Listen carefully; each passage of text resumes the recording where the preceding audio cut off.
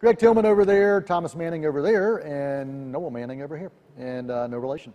And we are here hanging out talking movies for Meet Me at the Movies. I was an MTV fan.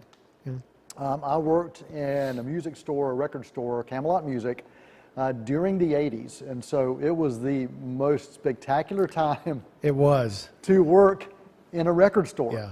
Because, you know, people would come in and ask you, hey, that latest video, do you have that single? I mean, it was, you know, you really felt connected to everything happening. Someone Thomas's age cannot imagine how powerful and how much fun MTV used to be. Oh, absolutely. In its original incarnation. And the way it changed the music industry and the way music and the way music was sold. Right. Much like what iTunes did. And I mean, but it was one of those pivotal moments in music history that had a huge impact. And if you didn't have a music video that was showing on MTV, the record sales were not doing what they should have. Oh, yeah.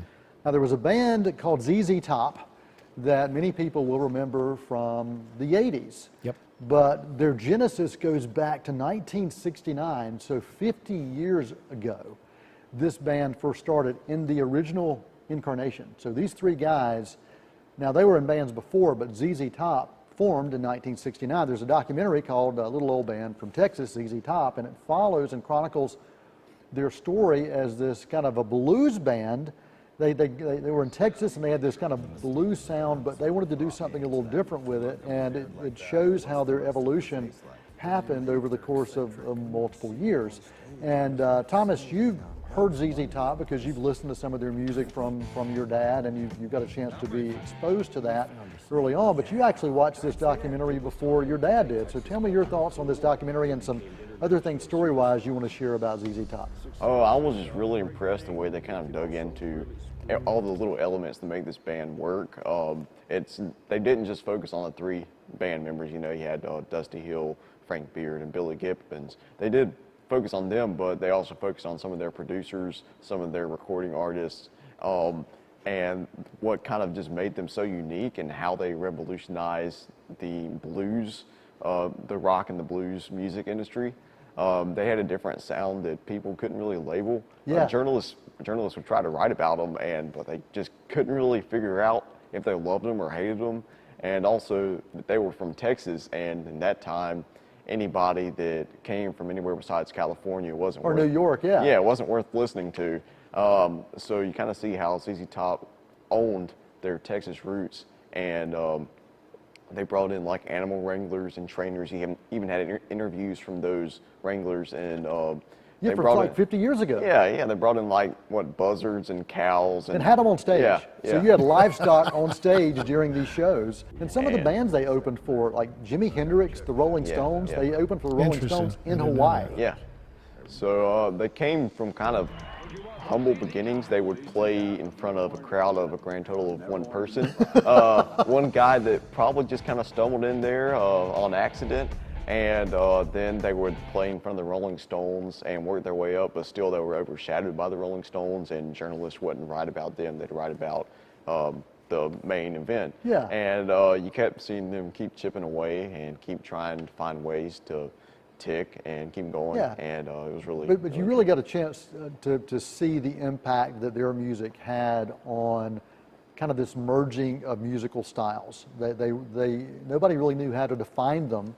And even when you would go to see them, because they're wearing these cowboy hats, and this was even before their long beards, they're wearing these cowboy hats, but they're playing music that's really blues infused with some rock. And they talked about their musical styles, about where they came from, and talked about their love of Elvis Presley.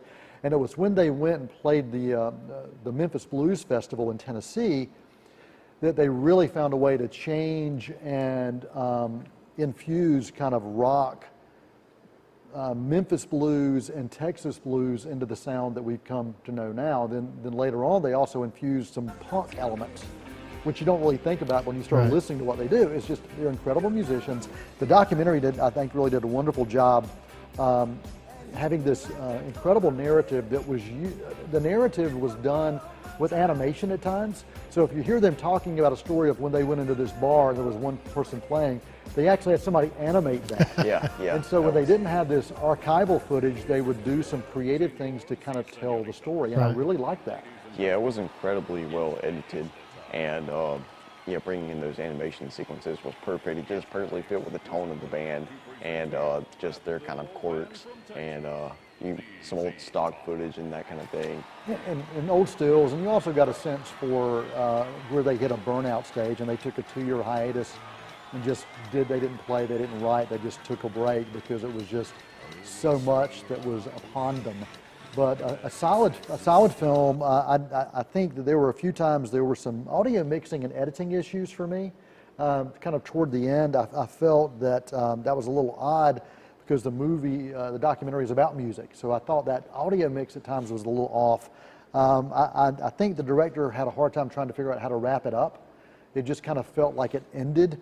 It really walked you up until their 80s days, and then it just kind of like that was it. You didn't see what they were doing since, and that was a problem I had with it. Yeah, it kind of went straight from MTV to present day, and the last 10 minutes were just kind of wrapping things up, showing where they are now, what they've done in the past like 3 decades, whereas the first hour and 15 minutes had focused completely on those like 10 years. Yeah. And it just kind of felt like they threw it in there the final 10 minutes.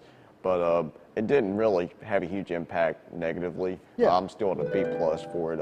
It was just a great documentary showing the inner workings of this band. Yeah, a solid B for me. I really enjoyed this film, and if you, it did engage me to want to go back and listen to more of their stuff again. And they've actually got a new release that's just released this month called Going 50, and it celebrates their 50 years in the music business with remasters and 50 tracks on 3 discs. Wow. So if you're somebody who still purchases disc, you can go back and find that. That's called Going 50. The documentary is called that little old band from Texas, ZZ Top. Where do you recommend. find this? You can search it, iTunes. I think you can watch it with Amazon downloads, but just search for that and you'll be able to find it. And it is in some limited theatrical releases as well. Quote of the week.